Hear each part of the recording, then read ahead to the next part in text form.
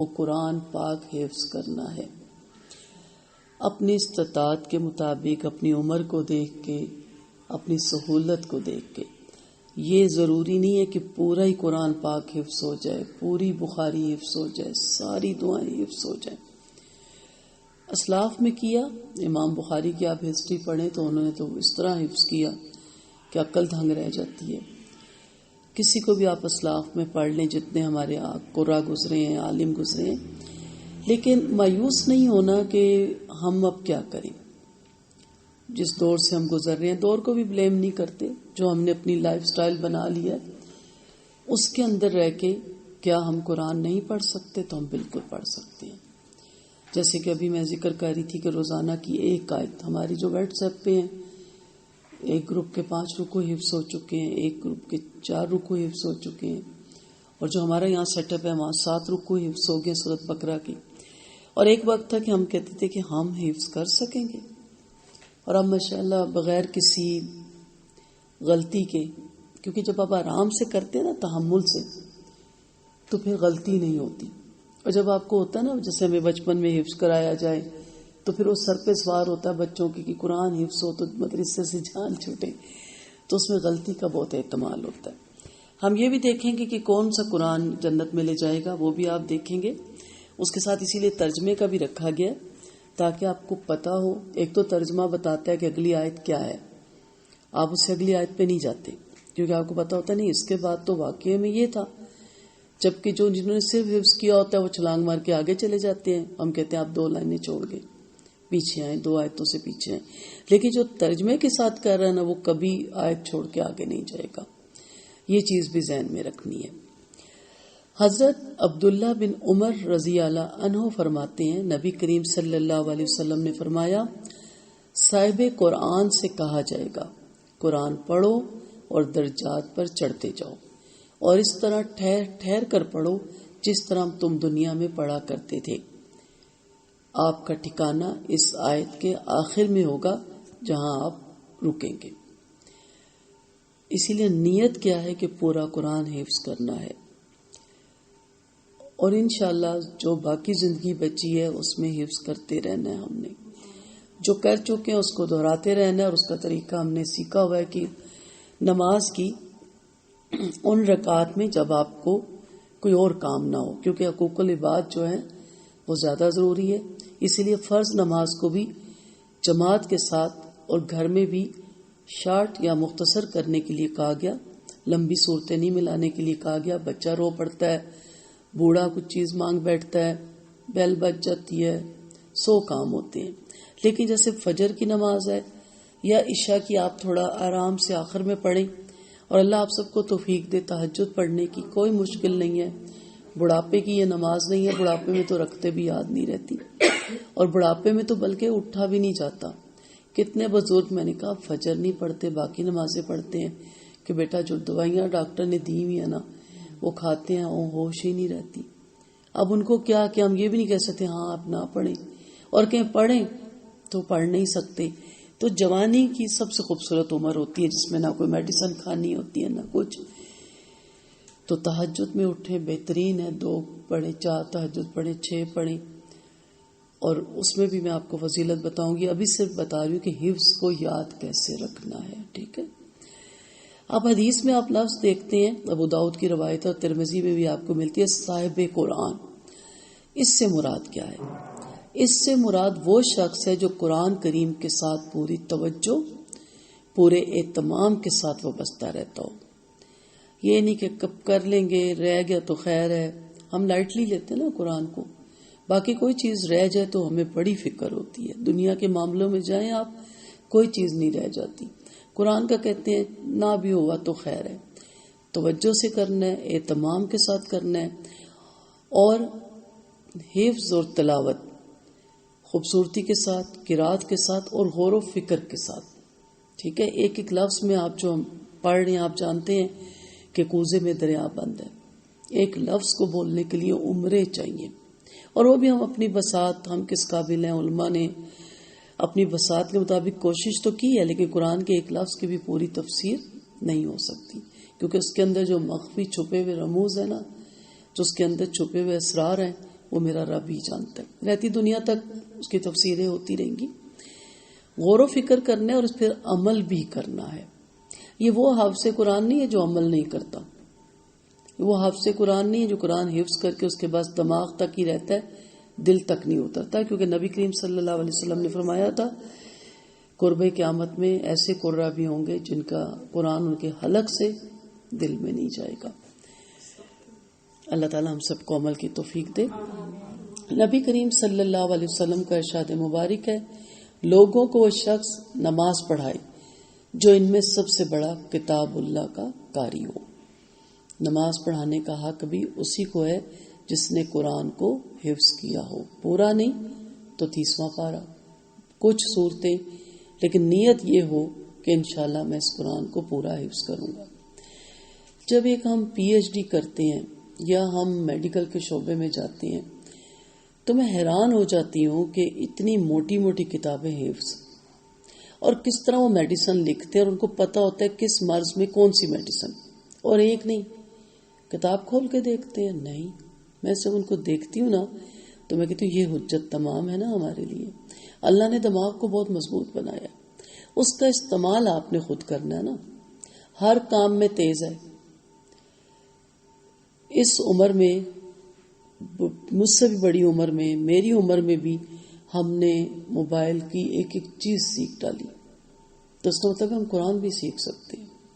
لیکن قرآن کے معاملے میں کہتے ہیں اب ہم کہاں, اب یاد ہی نہیں رہتا, انٹرسٹ نہیں ہے نا. ہماری استاذہ ہمیں کہتی تھی وہی چیز بندہ بھولتا ہے جس سے دلچسپی نہیں ہوتی. جس چیز سے دلچسپی ہوتی ہے وہ نہیں بھولتا بندہ.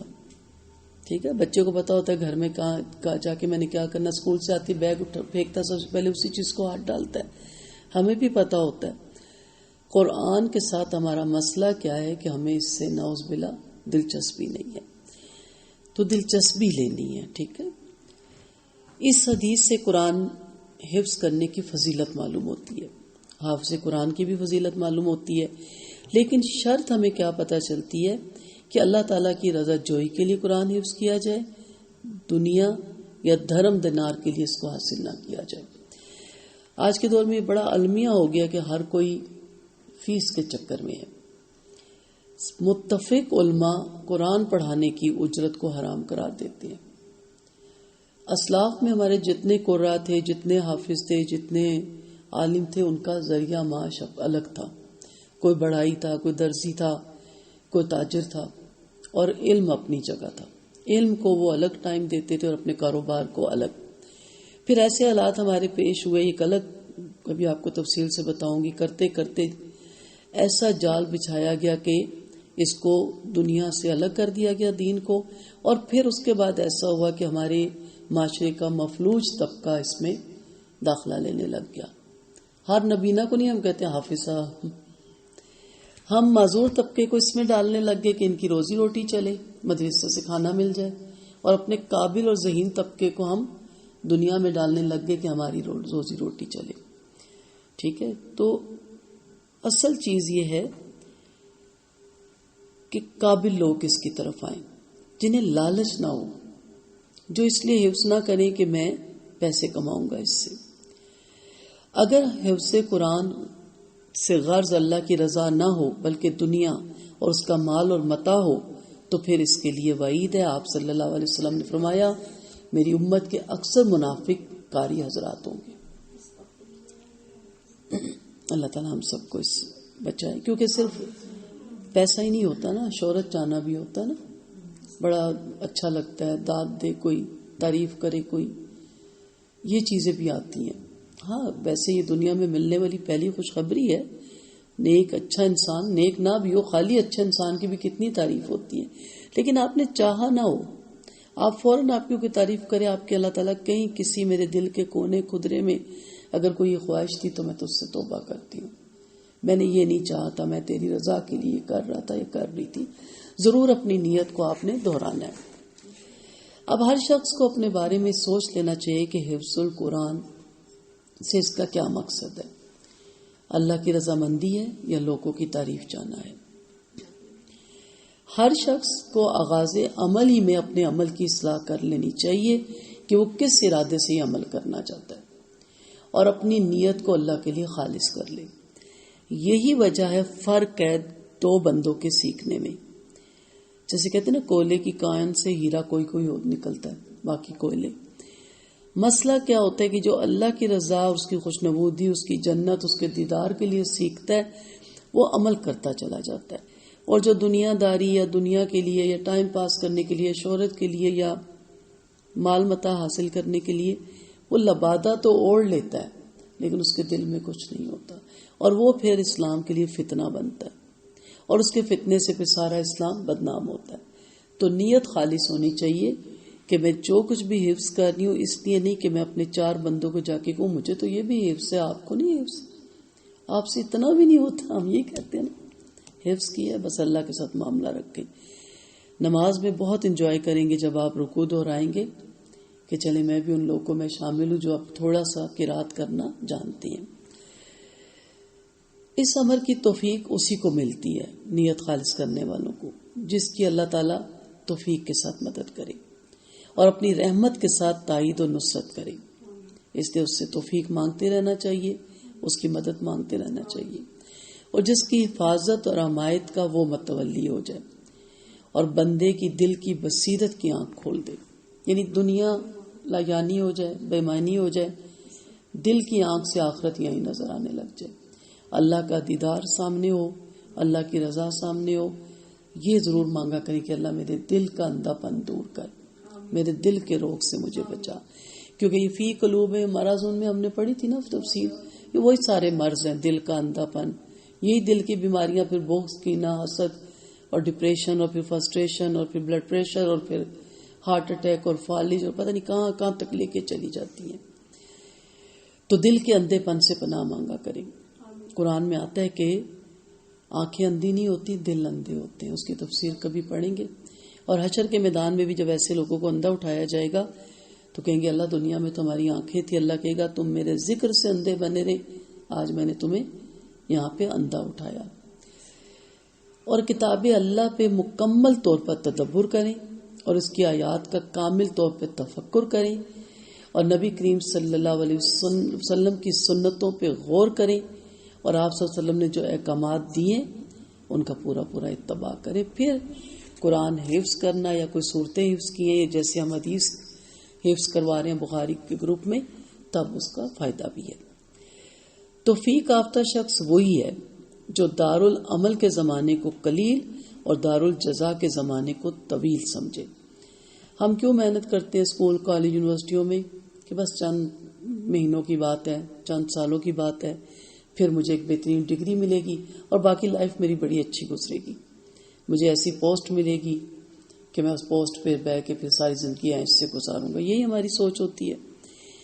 اس طرح سوچیں کہ یہ جو چند روزہ زندگی مجھے ملی ہے نا، یہ بہت تھوڑی ہے، اس پہ میں جتنی بھی محنت کر سکوں کر لوں، اور اس کے بعد جو طویل مجھے زندگی ملے گی نا وہ بہترین زندگی ہوگی. وہاں میں جنت الفردوس کے اعلیٰ درجے میں ہوں گی، پرسکون زندگی گزاروں گی، اور میں جہنم اور جہنم کے عذابوں سے محفوظ رہوں گی. وہاں آپ کو پتا نہ جوانی ختم ہونی، نہ کپڑے پھٹنے، نہ کوئی چیز گلنی سڑنی، نہ وہاں اسمائل ہے، نہ وہاں کوئی بیماری ہے، نہ وہاں موت ہے. جب وہ تصور سامنے ہو نا، اور دن رات یہ اپنے اوپر رکھیں اور ایک دوسرے کو روکے بھی کہ یہ کام جو آپ کرنے جا رہے ہیں یہ تو سیدھا جہنم میں لے جائے گا ہمیں، یا یہ کام ہم کرتے ہیں مل کے کرتے ہیں تاکہ ہم دونوں جنت میں اکٹھے ہوں. اس طرح کی گفتگو گھروں میں ہونی چاہیے. ہم کیا کہتے ہیں، پڑھ لو نہیں تو ٹھوکرے کھاؤ گے، کچھ بن جاؤ نہیں تو ذلیل ہو جاؤ گے. یہاں کوئی نہیں پوچھتا، کوئی ککھ کی عزت نہیں ہوگی. جہنم میں عزت ہوگی. کیا کہے گا دروغہ، تمہارے پاس قرآن نہیں آیا تھا، نبی نہیں آئے تھے؟ یہ بھی ہے قرآن میں، کیا اتنی عمر کافی نہیں تھی کہ تم عقل پکڑتے؟ اس کی ذلت نہیں.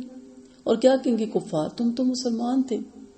14واں پارہ شروع ہوتا ہے نا، ربما یود الذین کفروا لو کانوا مسلمین. اس کی تفسیر میں یہی ہے نا کہ تم تو مسلمان تھے، کلمہ گو تھے، تم کیوں جہنم میں ہو بھائی. اور جیسے ابھی پیچھے حدیث کا ایک میں نے ٹکڑا سنایا تھا کہ میری امت کے اکثر منافق قاری حضرات ہوں گے. جہنم میں ایک وادی ہے جس سے جہنم 400 دفعہ دن میں پناہ مانگتی ہے، حدیث کا مفہوم ہے. اور جب پوچھا کہ وہ وادی کون سی ہے جس سے جہنم بھی پناہ مانگتی ہے، تو آپ صلی اللہ علیہ وسلم نے کہا وہ میری امت کے ریاکاروں کے لیے، جس میں وہ قرہ، وہ شہید، وہ سارے نیک عمل کرنے والے جو ریاکاری، دکھاوا، بڑائی، کبریائی، شہرت، تعریف. میں نے کہا نا کہ دنیا میں ملنے والی پہلی نعمت ہے، یہ بھی حدیث کا مفہوم ہے، لیکن چاہا تو نہ ہو نا.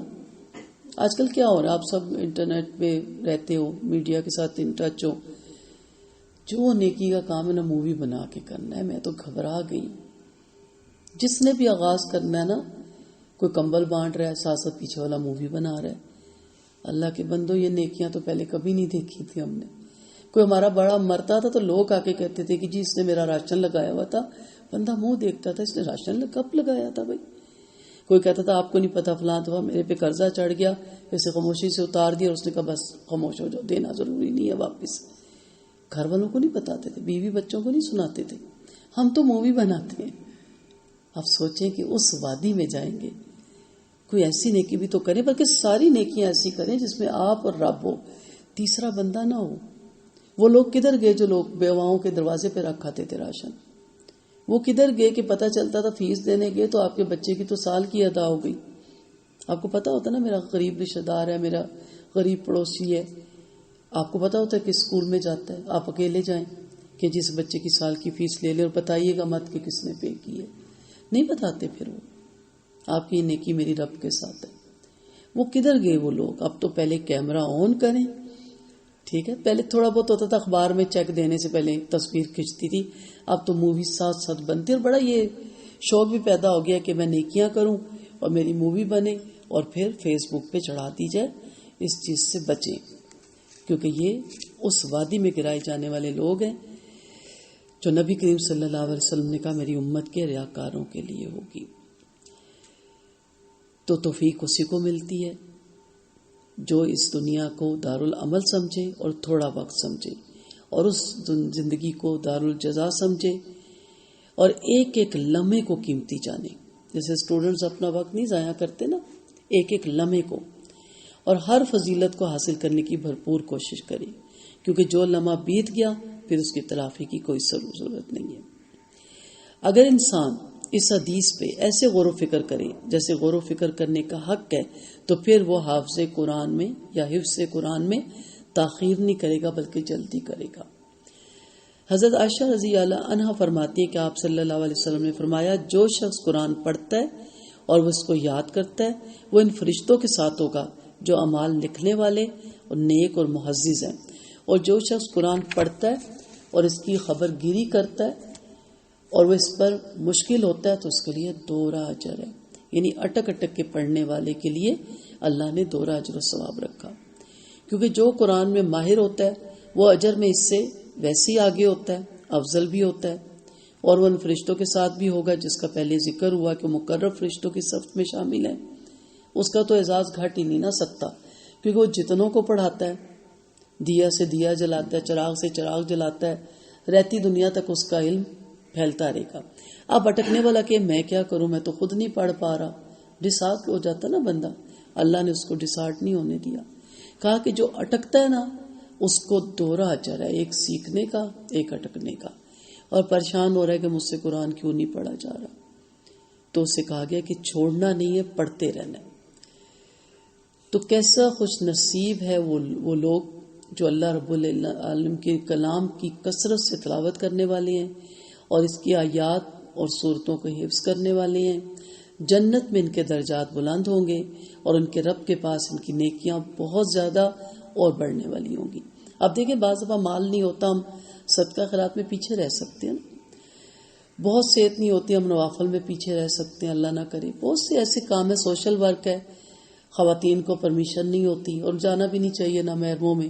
پردے کے ساتھ بھی آپ کا پردہ کو نہیں رہتا جب آپ غیر مردوں کے اندر رہتے ہیں. تو اس طرف سے تو آگے بڑھیں، اسی طرف سے کمی پوری ہو جائے کہ اللہ ہم خواتین تھی، با پردہ خواتین تھی، دل چاہتا تھا سوشل ورک کرنے کا، وہ کر سکتی ہیں آپ اپنی فیملی کے ساتھ، وہ ایک الگ موضوع ہے. لیکن آپ یہ تو کر سکتی ہیں نا کہ ایک آیت روز کی حفظ کرنا شروع کریں.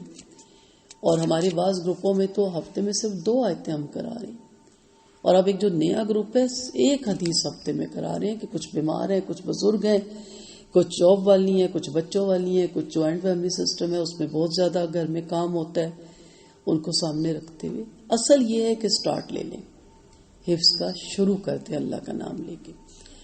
اور بہت بد نصیب ہیں وہ لوگ جو ان چیزوں سے محروم ہیں اور سبقت لے جانے والے مقرب لوگوں سے پیچھے رہ جاتے ہیں اور قرآن کی تلاوت اور رب العالمین کے کلام کو حفظ کرنے میں کوتاہی کرتے ہیں. ان پہ حسرت ہونی چاہیے اور اپنے کیے پہ انہیں نادم ہونا چاہیے. ان کی ندامت یہاں تو فائدہ دے گی لیکن آخرت میں کوئی فائدہ نہیں دے گی. جو شخص حامل قرآن ہوگا اور قاری قرآن ہوگا وہ دوزخ کی آگ سے انشاءاللہ محفوظ رہے گا. لیکن میں پھر وہی کہوں گی کہ جیسے ہم نے پڑھا نا کہ کون سا انسان جو قرآن کو سمجھ کے پڑھے گا. ظاہری بات ہے جب سمجھے گا تو عمل کرے گا، تو جب جو عمل کرے گا وہ جہنم میں کیوں جائے گا؟ ٹھیک ہے، عمل کرنے والے کو تو جنت میں جانا چاہیے نا، اللہ کا وعدہ ہے. تو انسان کے لائق ہے کہ وہ اپنی عمر کی ان گھڑیوں کو بلکہ ایک ایک سانس کو اس مقصد کے اصول میں صرف کر دے.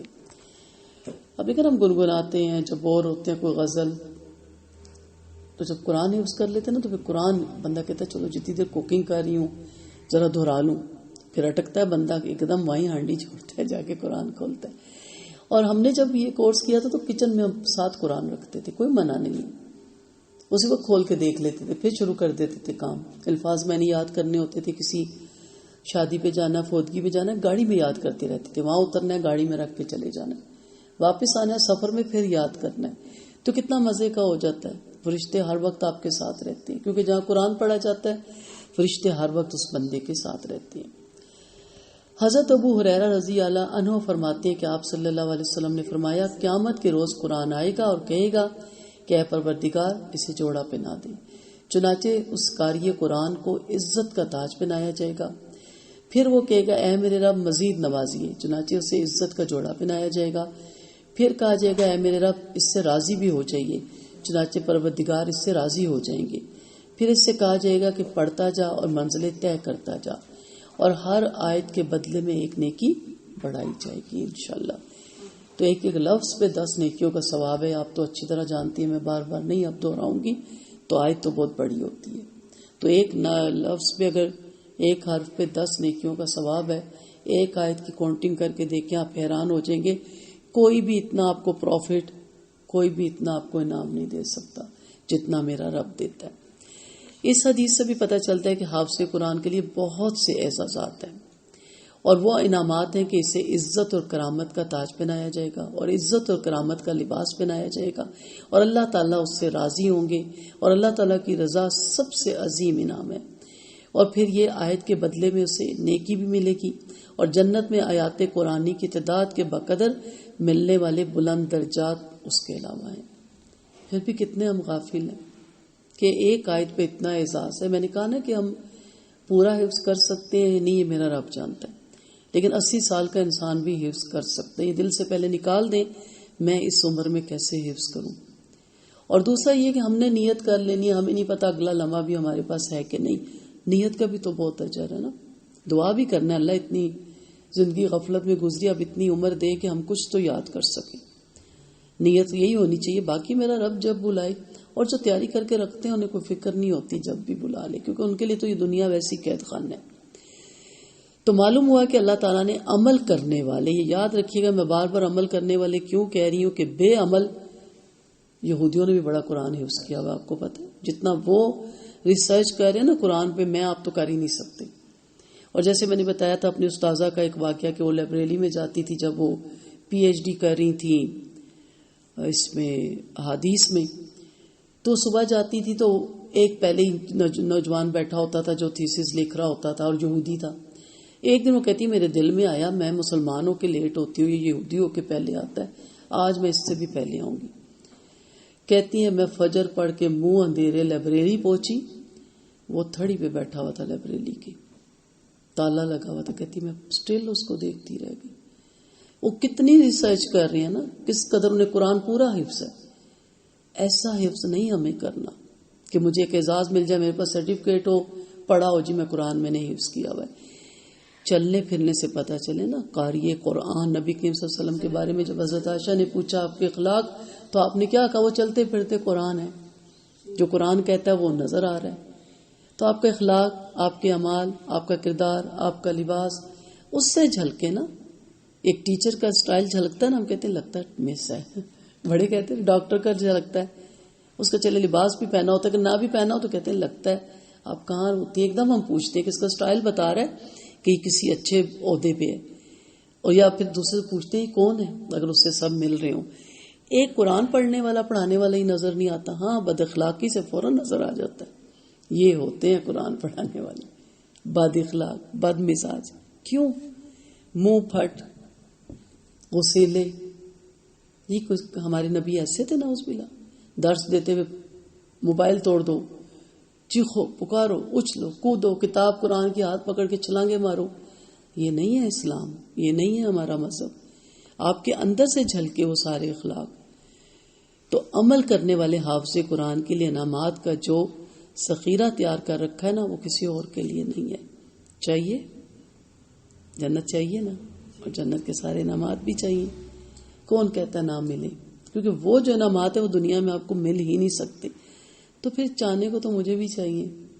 طلبگار نہ بنے، خریدار بنے نا، پونجی جمع کرے نا. وہاں مال کی پونجی نہیں ہوگی نا، اعمال کی پونجی ہوگی. البتہ انبیاء کرام اور شہداء کا مقام تو بہت اعلیٰ ہے، لہٰذا مسلمان کو چاہیے کہ خود بھی حفظ قرآن کرے، اس کی فضیلت اپنے اندر یاد کرے، اور شوق اور رغبت بھی کرے، اور اپنے بچوں کو بھی ترغیب دے. لیکن مقام افسوس یہ ہے کہ اکثر لوگ دین اور آخرت کے مقابلے میں دنیا کے اصول میں بڑھ چڑھ کر پیش قدمی کرتے ہیں. آپ جب قرآن پڑھ لیں گے نا، آپ سفر کر رہی ہیں، اپنی گاڑی میں بیٹھی ہیں، آپ کہتی ہیں چلو قرآن دہرا لیتے ہیں. اگر گھر کے ایک دو بندے ہوتے ہیں نا، وہ کہتے ہیں چلو ہم بھی دہراتے ہیں. کتنا اچھا منظر ہوتا ہے.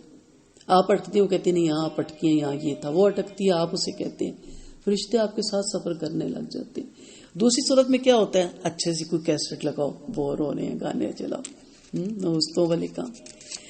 بھلا اس سے بڑا کون ظالم اور ناانصاف ہوگا جو اپنے رب کی کتاب سے بے رغبتی اختیار کرتا ہو، اور اس کی تلاوت اور اسے حفظ کرنے اور اسے پڑھنے، سمجھنے اور اس کے احکامات پر عمل کرنے سے گریز کرتا ہو. حضرت انس رضی اللہ عنہ فرماتے ہیں کہ آپ صلی اللہ علیہ وسلم نے فرمایا کہ بے شک کچھ لوگ اہل اللہ میں سے ہوتے ہیں. صحابہ کرام نے عرض کیا یا رسول اللہ وہ کون لوگ ہوتے ہیں؟ آپ نے فرمایا وہ قرآن والے ہیں، وہ اہل اللہ اور خاص اللہ کے بندے. کارڈ پہ لکھا ہوتا نا، شادی پہ آپ انوائٹ ہوتے ہیں، بما اہل و عیال، قرآن پڑھنے والے اللہ کے اہل و عیال ہیں. وہ اولاد نہیں رکھتا، آپ اس کے وہ خاندان والے نہ بنا دیں، لیکن کتنا بڑا اعزاز ہے کہ وہ اللہ کے اہل و عیال ہوتے ہیں. اللہ نے ان کو اپنا کہا ہے. تو جاننا چاہیے کہ قرآن والے وہ ہیں جو قرآن کے احکام سے واقف ہوں اور اس پہ عمل پیرا ہوں. اگرچہ انہوں نے قرآن حفظ اگر نہ بھی کیا ہو تو کم سے کم اس کا ترجمہ تو جانتے ہو نا، قرات تو صحیح کریں.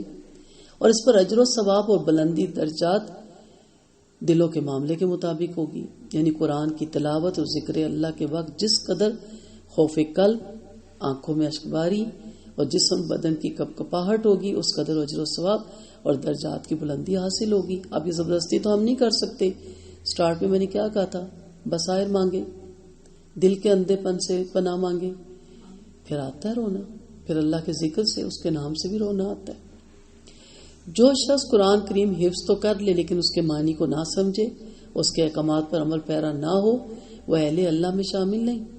جیسے میں نے بھی کہا نا کہ یہودی بھی قرآن حفظ کرتے ہیں اور پی ایچ ڈی کرتے ہیں اس میں، اس کے نعوذ باللہ اس کے خلاف پوائنٹ ڈھونڈنے کے لیے. وہ نہیں شامل ہوں گے اگرچہ قرآن کے حرف کو ٹھیک ٹھیک ادا کرتا ہو. اب بعض ہمارے جیسے نہیں ٹھیک ادا کر سکتے، بہت غلطیاں ہوتی ہیں، لیکن اللہ نیت تو دیکھتا نا کہ اٹک اٹک کی کوشش تو کر رہے ہیں، تو اس لیے کوشش پوری کریں. حضرت نواس بن سمان رضی اللہ عنہ فرماتے ہیں کہ میں نے نبی کریم صلی اللہ علیہ وسلم کو فرماتے ہوئے سنا، قیامت کے دن قرآن اور قرآن والوں کو جو اس پر عمل کرتے تھے لایا جائے گا. سورۃ بقرہ اور آل عمران آگے آگے ہوگی. وہ دونوں صورتیں اپنے صاحب کے بارے میں حجت بازی کریں گی. تو اس حدیث میں پھر وہی لفظ آتا ہے، قیامت کے دن قرآن اور قرآن والوں کو اور جو اس پر عمل کرتے ہیں. اللہ تعالی ہمیں باعمل قاری قرآن بنائے. وآخر دعوانا ان الحمد للہ رب العالمین. سبحانک اللہم و بحمدک، نشہد ان لا الہ الا انت، نستغفرک ونتوب الیک. السلام علیکم ورحمۃ اللہ وبرکاتہ. دعاؤں میں یاد رکھیے گا. رخسانہ اجاز.